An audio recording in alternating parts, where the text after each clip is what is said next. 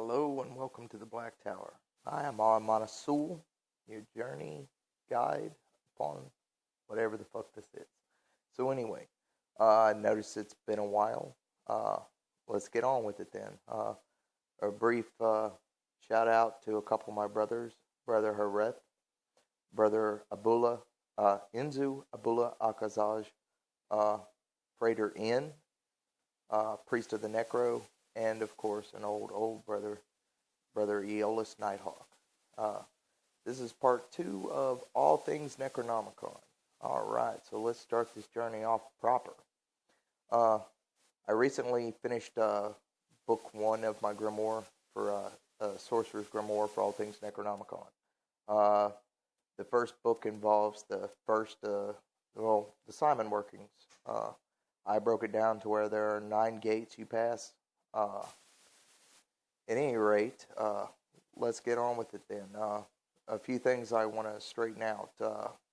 For example, the mandala. The mandals of calling is the most important thing. When you combine the two, it leaves an empty space in the middle. It should be well aware that that is where the amulet of Ur sits atop. It empowers your evocation.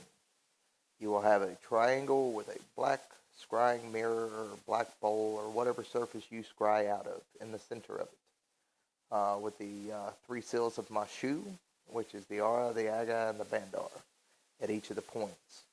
The Aura at the top, the Bandar on the bottom right, and then on the other side, of course, the Aga, which is the Seal of the Elder Gods. So you have the Covenant above and first, being a triangle of evocation. Of course, it's an upside down triangle. So you get it. So the bottom one will be the Covenant. Top right will be Bandar. Top left will be the Aga. Now, I wouldn't suggest evoking to appearance or bringing it, into physical form to where you can communicate with it via physically, until you've at least passed the 9 gates. And the reason why this is because it will take all of that time to work through all the goodness and all the gunk that has been built upon our souls. The gates work to cleanse that, to purify it, so forth and so on. Once you pass the Arzir gate into the plains of the Agigi, yay. So the gates will work like this. It is Moon, Mercury, Venus, Sun, Mars, Jupiter, Ganzir, Saturn, and then Arzir. And those are the gate orders. Now, between Saturn and Arzir, there's a year where you want to take off, where you want to work with the 12 constellations. You want to spend a month per constellation. What you want to do is you want to find the main star of the constellation, create a symbol or a form or something that you can put on your altar, and work with it every day to where you invoke its energies. Research on the constellation, on its meanings, so forth and so on, the zodiac, if you will. And the reason why you want to do this, and this is very important, the reason you want to do it is because it is the outer order. It is the order of the universe. It is the cosmic order, the cosmic balance. To know this before you walk into Arzir is very important, because once you walk into Arzir, you come close to the old ones, and the old ones are the chaos. They're the primal chaos that all creation came from. The elder gods brought order, which is really against the chaos form, but that's just the way of it. That's how it works, okay? They put chaos into order, and that's why they are called the elder gods. The ancient ones lie not dead but dreaming. You can communicate with them in Ganzir. There's all kinds of things you can do. However, going past Arzir, though, that's where the Book of the Black Earth, which is book 2 of my grimoire, it's where it comes in for those of you who've gotten it. Once you've passed Arzir, the importance is that the temple, the astral temple, be created, so forth and so on. And a 7-star pattern, gate of Yog-Sothoth, the altar of Yog-Sothoth set in the center, at the second arm of my key, which should be envisioned upon the floor. It's in the book. Should be pretty self-explanatory, should be. But I wanted to go over a few things before we get to all that. First off, the Necronomicon is a multifaceted thing. It really is. Simon did a great job of getting you off the ground. Read any of his works, understand any of it, you can piece it together yourself. The banishings, the exorcisms, all that. How it equates to Ganzir and which ones equate to past the gate of Arzir. But then you come across things like Kitab il-Alazif, the Black Letter Necronomicon, the Yellow King Necronomicon, or the Yellow Note Necronomicon. Further in, you'll have to check me on that one because I really don't remember. This is where the relay text comes in, a relay, however you want to pronounce it. All these workings can be applied there. Now, all this stuff comes from my own personal books of shadows. Not a book, but books, plural there, because I'm kind of crazy like that. I have 6 books of shadows and something like 15 to 18 notebooks / blank books that I've filled, seals, secrets, so forth and so on. I think that every practitioner should keep their own writings, Just about 20 years in the making. I probably should have already done this way before now, but going from written form from my own personal books of shadows, notes and so forth and so on, trying to compile it has been a fun, fancy job. And here lately, I've actually been given a lot more materials to work with that I didn't have. For example, the Black Letter Necronomicon, I absolutely love it. It makes more sense in the form of the Testimony of the Mad Arab, because it plays more of a dark detail. It gives you more of a history, a better explanation. And if you were to look it up, it's Black Letter Necronomicon PDF. The only thing with it that I disagree is that the author tried to apply the old ones to the 7 gates. That don't work. There is a connection there, but that is not the connection. The connection is that 3 to 4 days after a gate walking, there is a gate that opens to the old ones, and you can visit them in the dreams, or they can visit you. Kind of how that works.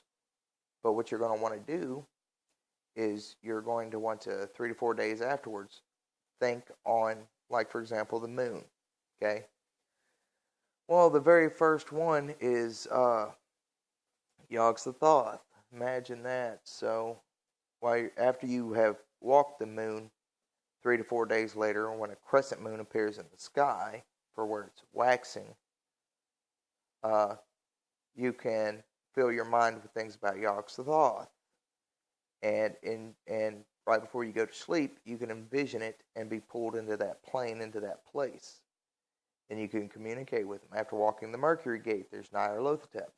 Nyarlathotep is quite interesting. He is all about some death, rebirth.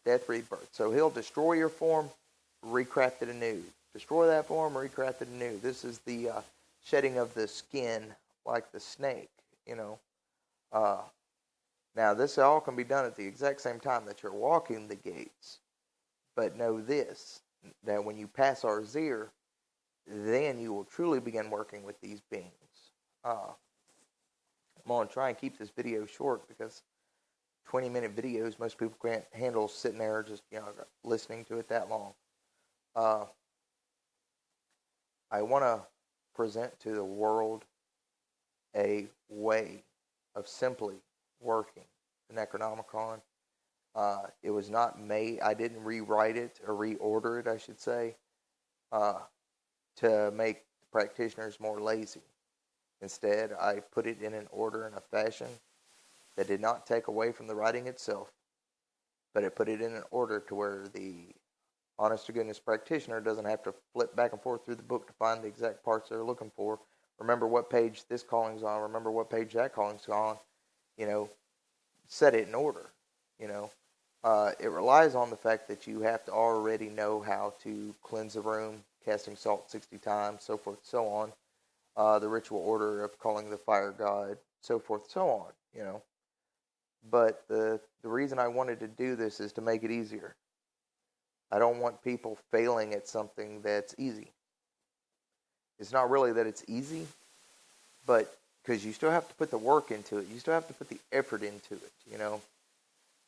Crowley, I think, says it best in his book titled Magic Without Tears, where he goes into great length describing, you know, the setbacks, the trials, and so forth and so on of magic itself.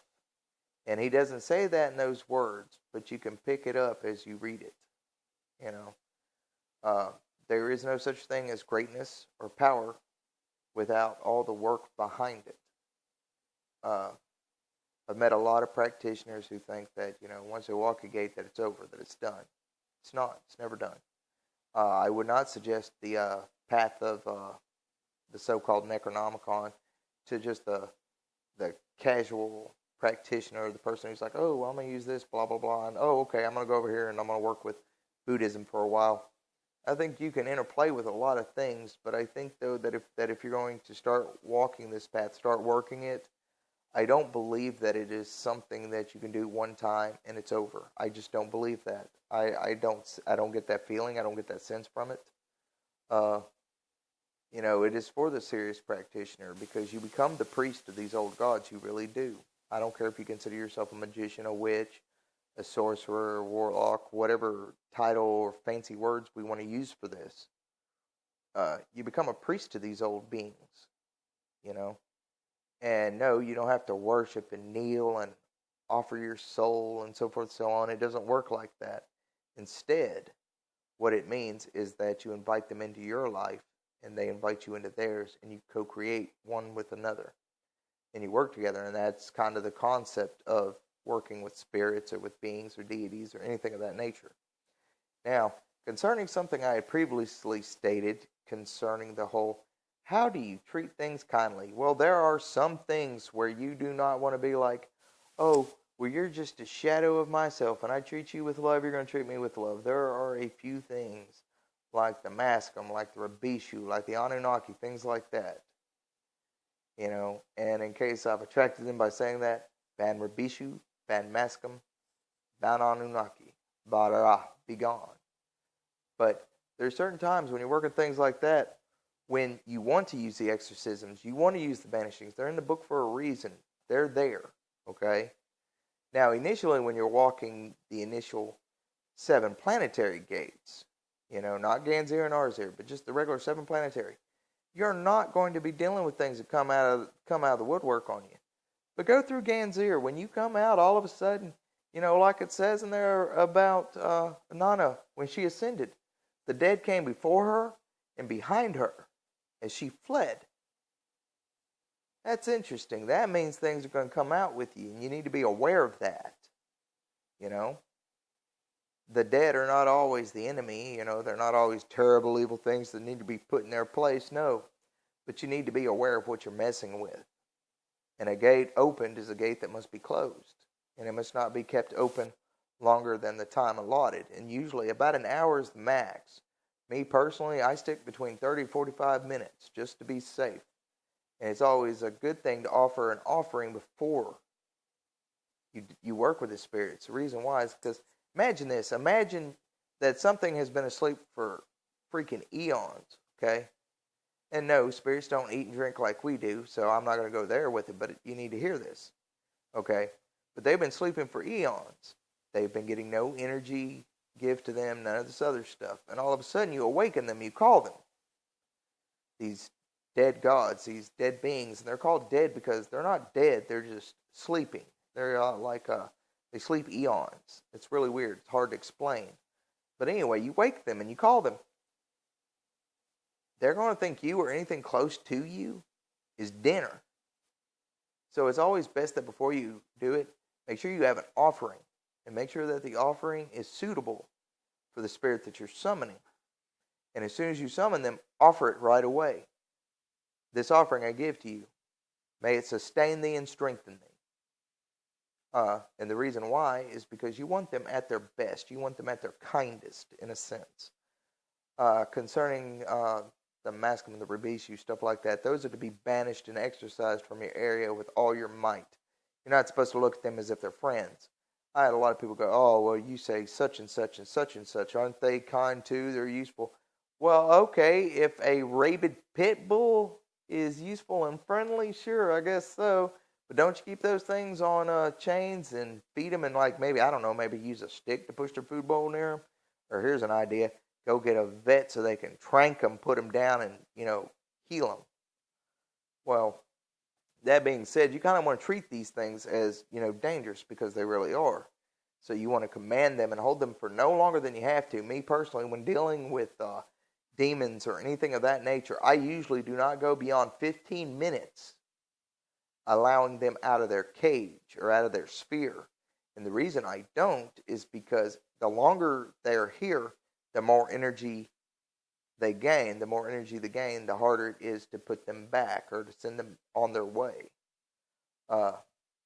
Always set a time limit with them. Always set precise rules that they must follow. Because let me tell you something. They will follow the simplest, easiest path. Oh, you want many? Okay. And all of a sudden, something crazy happens, and it's not really your fault. It's that you did not give these wild beings, this wild magic type spirits, you didn't give them parameters to work in, not pulling all Wiccan with it or anything, but in perfect love and perfect trust with harm to none. With harm to none. You kind of want to think about the ins and outs of it and hold them to it and give them a time limit and tell them that when this is accomplished, and they are to accomplish it with all due haste and diligence, then they must return to their home, their sphere. That's kind of how you want to work with those things, which that's neither here nor there, and that should probably honestly be covered in a whole other video of how to deal with certain spirits. But I put this out there to you because if you're walking the gates in Ganzir, you're going to run across all kinds of things. That's where it's important to know what you feed them. Arzir is a bit tricky. To have discovered and understood how Arzir works years and years and years ago, I'd come across the concept or idea of mazes. And I thought this was rather interesting. And I thought, mazes? That's cool, because that's how the ancient Greeks and everything else, But always at the center of that maze or labyrinth was a minotaur, or, some scary monster or whatever. Well, in this one, the Aurelia text is used in both Ganzir workings and Arzir workings, okay? Mostly Ganzir, but some of the spells and exorcisms and things will work on the Arzir plane, which I won't get into that today at all. But think of it this way, okay? In the Aurelia text, it has all these banishings and exorcisms and all this other stuff. The Aurelia text, the very first thing it has is Humwawa. He is the guardian, and he's visioned as this and that and the other. Well, if you look at his signature, which is what Simon calls it, it is actually a maze, like literally got loops. There's 8 concentric rings. Okay, and what you do is you would mentally and physically walk these rings until coming to the center. Okay, that's part of the Arzir walking. Now you might be like, yeah, but don't it also say Pazuzu? Well, you know what's funny? Is just as soon as you walk the maze of Humwawa, you come to a clear space where there is lightning and storms all about you. Who do you think that is? So that's where the two are side by side. Humwawa, he was the calm one. He's like, yeah, empty, clear path. Here you go, brother, walk it. And so you walk the maze of Humwawa. Nothing happens. You come out on the other side, and it's all storms and lightning and stuff. And you are staring at what is known as the abyss, And then you begin with the casting of the seal of Arzir, which is no more than the amulet of The amulet of is the gate. And there is a invocation for the gate itself and a summoning of the Ancient One of Days, the Nameless One, the one who shall not be named. Not that he can't be named, but on that plane, I wouldn't bother saying his name or doing anything like that. I don't know what would happen. I don't think I'd even want to know. It could be silly superstitious, right? Okay. But if enough people tell you not to do something, even ancient texts talk about the Ancient of Days being nameless. But the Assyrians and all them come up with a really nice name, Umir at Tawil. He is an Ancient of Days. And upon the earth plane, that's fine. But upon that plane, just to know him is fine enough. But that's just so that you can tap into his energy signature, and the invocation helps with that. And you tell him, I wish to pass the gate of Arzir by the power word, and then give him the word or name that was given to you from the Saturn gate. And that's how you pass that gate. And then once there, and then you pick up the Book of the Black Earth, and the Book of the Black Earth actually makes sense then. But I think the video's gone off long enough. I don't know if this video is worth a crap. Hopefully it is. Hopefully it's actually explanatory and describing. And I know I went into more detail with Arzir than Ganzir or anything like that, but that's kind of what I do. Welcome to part 2 of all things Necronomicon. All right. I wish every single one of you peace and blessings. Take it easy.